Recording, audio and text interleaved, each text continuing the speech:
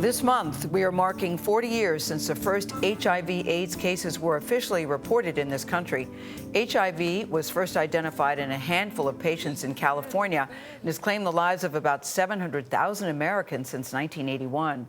About 1.2 million people in this country now live with HIV.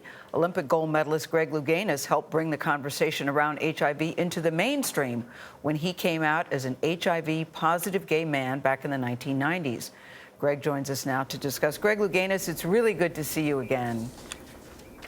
It's great to see you. Welcome back. You know, when we first heard about AIDS way back in the day, there was so much ignorance and so much fear among many of us who just really didn't understand what it was. And I'm wondering what it was like for you when you were first diagnosed. Did you think that it was a death sentence for yourself? Well, yeah, when I was first tested, it was 6 months prior to the Olympic Games in Seoul in 1988. My thought was, if I was HIV positive, then I was going to do the honorable thing and go. I was training in Florida, and so I was going to go back to my home in California and lock myself in my house and wait to die. Because that's what we thought of HIV. It was a death sentence. And, you know, doctors are saying, get your affairs in order and all that. But the doctor that I was seeing in Florida, my cousin, he said that the healthiest thing for you is to continue training. And so then I focused all that energy into my training and preparing for the Olympics. And so that was a much more positive focus. So I think it ultimately saved my life. And luckily the perceptions have changed. Yeah, but I think, Greg, I think there's still a lot of misunderstanding about this virus. What's your feeling about that? There is. I mean, I just got a message yesterday from a mother whose son seroconverted, and she said that he's giving up because it's so scary and terrifying.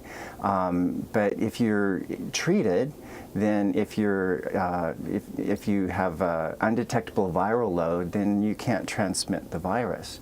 So there's a lot of education that still needs to happen. We need to continue talking about it. I think that HIV has kind of been put on the back burner because it seems manageable. And so, you know, so then it's not at the forefront. We don't have all of the, you know, the deaths that we had in the 80s and early 90s, and that people are surviving. And so, you know, just reaching out to that community and in lending support. There's so many support organizations out there who are, you know, resources that you can go to. So I think that's really, really important.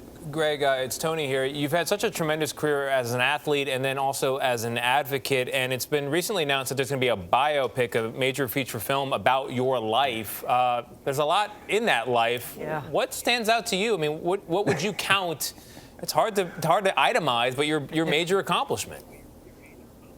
It really is. You know, it's funny. I'm really happy that they're doing this biopic, and I think it's going to be really, really incredible.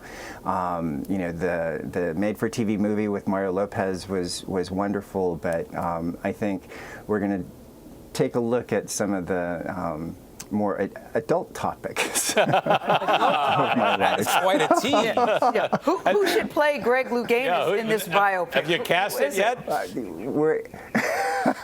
I know we're working on it. You know, I haven't heard either. So I hope they're doing their ab work right now. Yeah, send in your resume. Yeah. They got a lot to live up to. Body beautiful, yeah, they do. Greg Louganis, thank you so much for joining us this morning.